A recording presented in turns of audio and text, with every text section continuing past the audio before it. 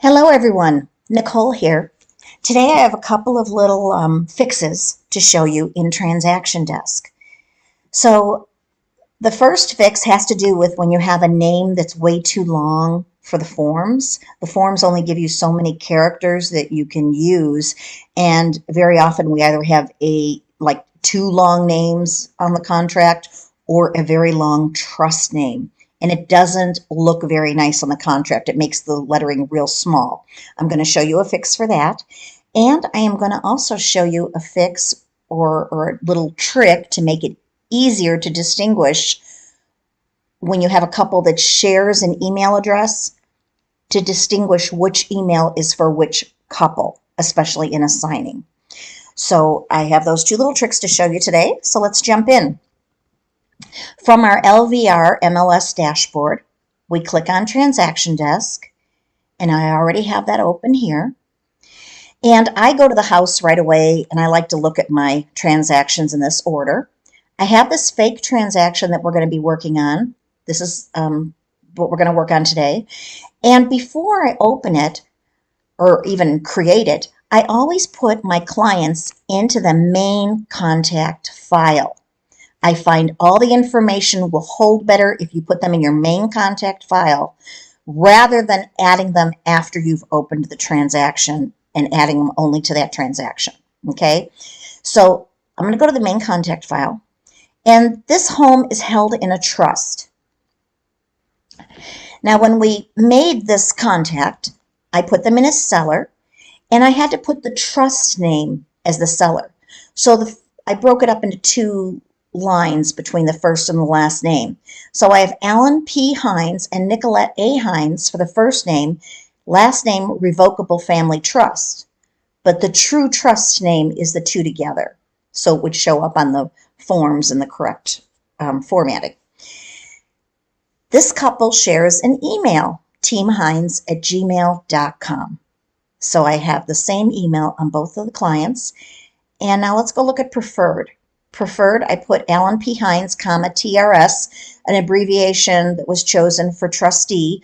You can also use TTEE or just TR. TRS I actually think is plural, but the person I work with likes me to use TRS, so I'm just trying to get in the habit of using that one.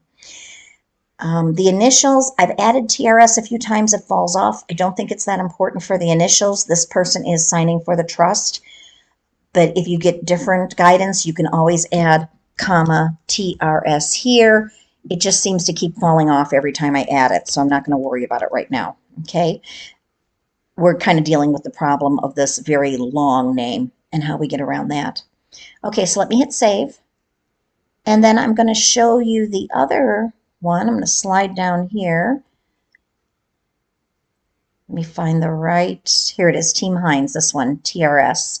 So again, for myself, I made myself the other person selling, signing for this trust, Alan P. Hines and Nicolette A. Hines, Revocable Family Trust. And then again, I put my name, TRS, name, TRS for both preferred name and preferred signature, and then my initials for NAH, my initials for the preferred initials. Now, let's go over to the transaction. And let's go into this fake transaction.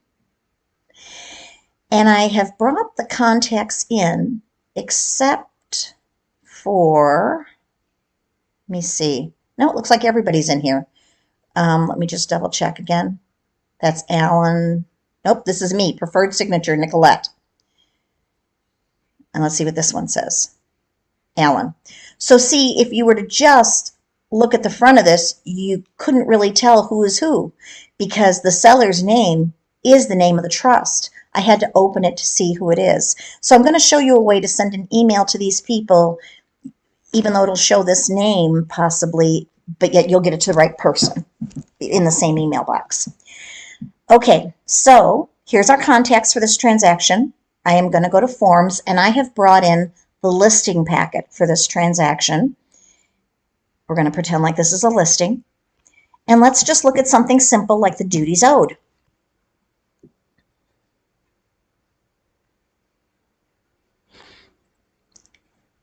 And here is me as the licensee, license number, and look at the name of our sellers. One had to shrink down really tiny to fit in that area, and the other one doesn't look bad. Now, because both of these people are signing for the same trust, the trust is actually selling the house, and I'll tell you the truth, I'm not exactly sure if it should be the trust names up here or the client names, but I know like definitely on the listing agreement, I think it should be the trust name. This is a duties owed. I think you'd probably get away with either one up here, but I'm going to do it as the name of the trust so I can show you how to correct this problem with when a name is too big. So what I'm going to do here, I only need to name the trust once. I have the signers listed below. They're signing for the trust. So I am going to just delete this one right here. And I think this will work just fine, showing just this name of the trust once over here, because both people are signing for the same trust, and the trust is the seller of the property, okay? Now, all I did was delete that spot. I'm going to hit save and exit, and let's open it again because I want to show you a little trick here. When you change something on the form, what you should do to make it hold. So let's do that. Let me hit refresh up here. Let's say I got busy, I'm doing something else, and now I go back into the form. I'm ready to work on it again. Look, that came right back. This name that doesn't look so great there. So this time, when I take that name out, do you see this little box that popped up here? Right up here, and there's a little padlock, and there's a left align, a middle align, or a right align. I have deleted something in this spot, and I don't want it to come back. So I am going to hit this padlock. Just for the sake of showing you what else that little box can do, if I were to go over, if I were to go right here and hit left align, it moves it over to the left. If I were to hit right align, it moves it to the right. If I hit middle, it stays in the middle. That's where I like it. It was kind of hard to see on that one, so let's do it again right here. See how that moves it around? I think it looks really nice in the middle, so I just leave it that way. And I'm going to lock everything now, okay? So now I'm going to hit save and exit. And I'm going to refresh again and pretend I got busy, and now I'm ready to work again. Go back into the duties owed. And this time it held nicely because I had locked that area so it couldn't be changed. So that's a little trick, and it can be really easy to look past that or forget it's there, but it really is a nice tool. Okay, let's slide down. We've got this naming the name, one name of the trust. That's all I need. I'm happy with that. Look at these are pushed away to the left. I'm going to center it just because I think it looks nice. You don't have to. I'm going to hit the padlock. Hit the padlock. There we go. And I'm happy with the way this looks. So I am going to, let's see, hit save first. I'm not going to exit this time. I just want to hit save. And now I want to go to Athenasign.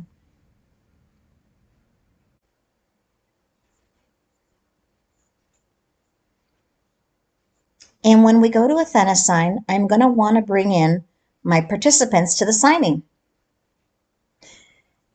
And they're already in the transaction, so I'm bringing them from the transaction over.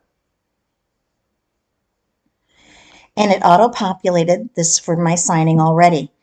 Now, one of the things it does here is it puts these initial boxes, and they're just regular initial blocks. So your client could theoretically initial both of them. And I've had that happen many times. Even if you explain it to them, people will act like they hear you, but sometimes just because they're not familiar with it, or they think the program's going to guide them and they don't really pay attention, but they'll come back with both sides signed. And of course, we can't have that. They have to select one or the other. So if you've had a conversation with them, you can just eliminate one of the initials on one side. You know, if you've already talked to them about it and you know what they want to select. Or if we hit on tools over here, there is something called initial choice. And if we bring that over, there's a little number in the upper left corner. I don't know if you can see it. And those both boxes will have the number 1. And the client can only select one. So let's get rid of these guys. I'm going to deleting my button using the delete button on my keyboard. You can do it however you want. There is a little garbage can that pops up right next to the initial box. And I'm going to go over here and do this. Let's see. Oh, he's the second signer, so I'm going to move it over a little, try to keep them in the same order throughout the entire process. Let me get Nicolette's initial choice. And hers have a different number because when the two boxes that have the same number, they correspond to each other. So only one of these blue ones can be selected and only one of these yellow ones can be selected. Okay, so that's one way of handling it. Another way is you also might want to highlight the "or" and then just kind of warn them or put it in your little email to them, the invite that please only select may or may not. Okay, now we have their signatures, we have the dates, we have the times. I think we are pretty well set up. Oh, the only other thing we were going to do is we were going to show you a workaround. Here, let me get out of this box. Click it off. There we go. A workaround if this name had been longer and it didn't look right here. If this had been just a few more characters longer, it might have shrunk to a tiny, unreadable name. So if this happens, or if you discovered you made a mistake, a typo, and you really don't want to go back and do everything over again and start your signing over, there is a workaround. You can go right over here to text box. These areas up here say signer fields. Markup is for you, the agent, to use. So I'm hitting the text box under markup. Once it highlights blue, I can go over here and create a text box. And I'm going to do it on the white area here. It's actually, this came automatically auto-populated, trying to jumps around a little bit, with a white background. See, when I put it over this line here, you can't see the line anymore because the background is white.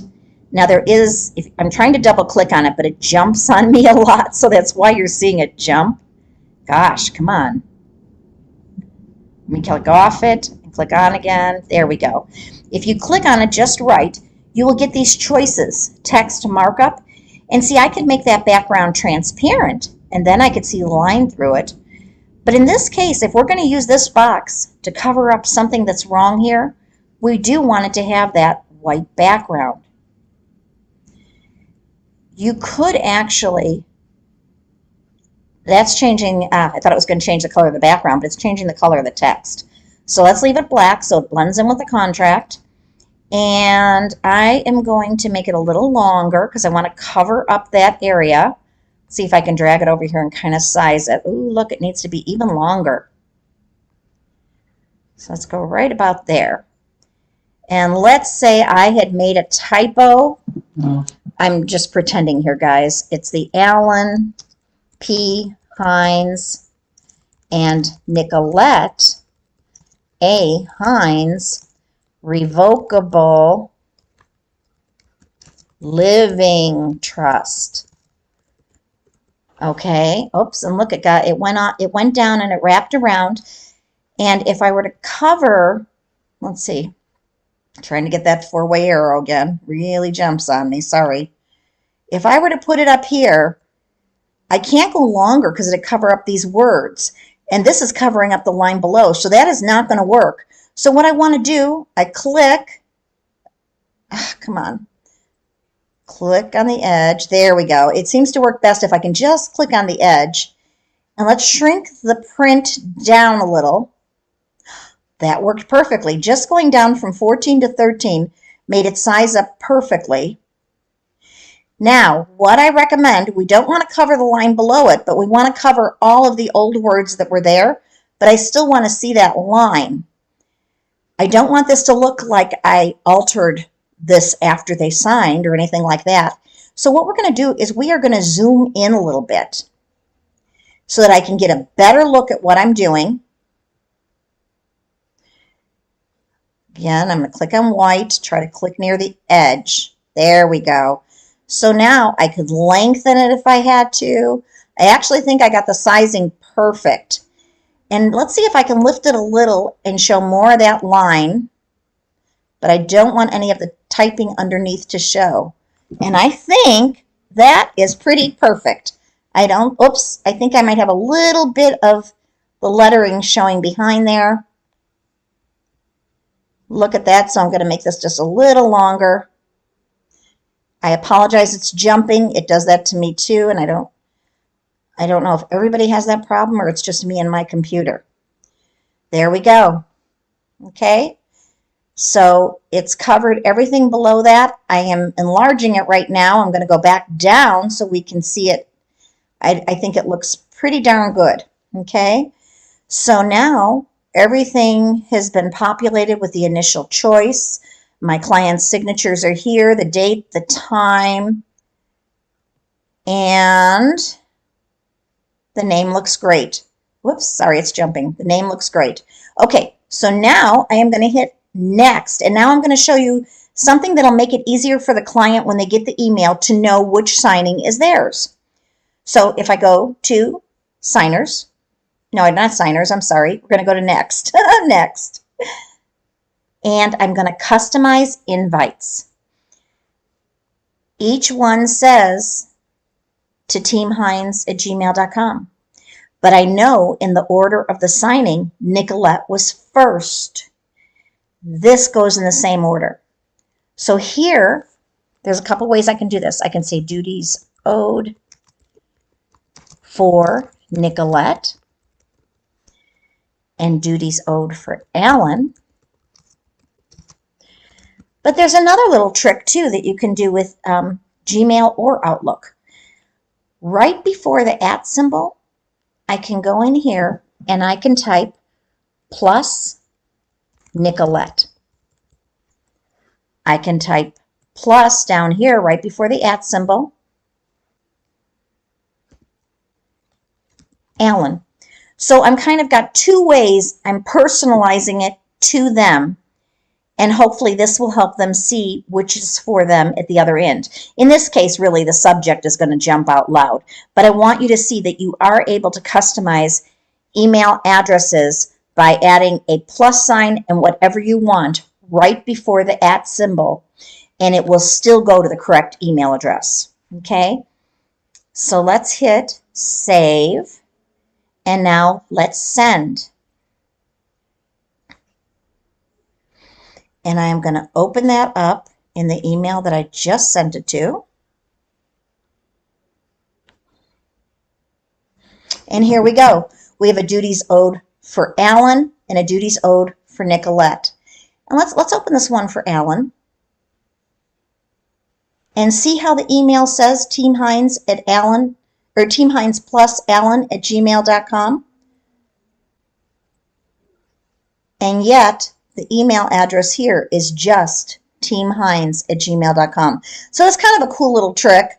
Probably harder for people to notice it up here, but if you had no other way of personalizing it, or let's say you wanted to, all your shopping emails, you wanted to put teamhines+shopping@gmail.com. You could sign up at a store a certain way so that you could weed all those emails into its own shopping folder and get that bulk junk mail out of your main inbox. You know, you could have it just bypass the inbox and go to the label that you want it in by using your Gmail filters.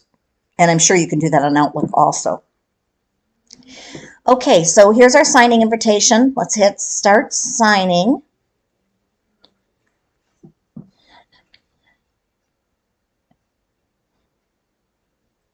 And let's see, it says start is over here. I just want to point out, though, the name looks nice. The highlighted or shows up. And let's see how these initial choice works for this person.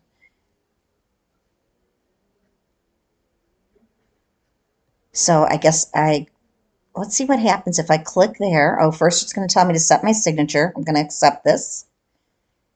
Now that says check mark. But, oh, I didn't.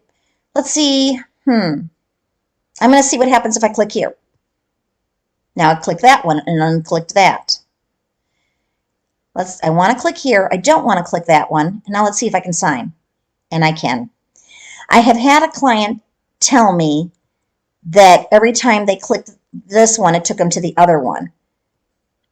But I think they didn't understand that they could just have ignored this one and gone right over here. So this is done.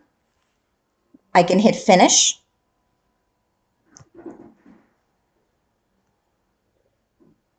And that's it. Okay, I think I'm going to give them a little love. Let's close this. And let's refresh and see if that shows completed. And actually, it just shows that Alan signed, which is fine. Nicolette was busy. And you know what? Maybe I had accidentally did something, or maybe it was a form, not the duties owed certainly, but it was a form I decided I only needed one signature. I can actually go over here and force completion. Even though Nicolette didn't sign, Alan did. Maybe I'm going to send her a separate duties owed later. As long as she didn't reject it, as long as that other person just didn't sign yet, I can go here. It's just a little trick that you might need sometime. Force signing completion. It says completed now. Go to documents, and there is the duties owed that'll have Alan's signature. And then I could send it out again if I wanted. The only reason I can think of that this might be helpful, I had a situation, I can't remember why, but I was able to force the completion and then send it out to the other person separately. If somebody rejects it, though, you cannot force completion. It ruins whatever you had in there. It'll just, I think it just deletes the file. But I was unable to get anybody's signature once somebody rejected something. Okay, so that's it for today. We talked about trust names, how to correct a name if it doesn't show up on the form in a readable format, how you can just go over it with a text box. We showed the initial choice boxes and how they work. And then we talked about personalizing an email address in the case of where two people share the same email, how you can personalize that email address and it will still get to them. Okay, have a wonderful day. Bye.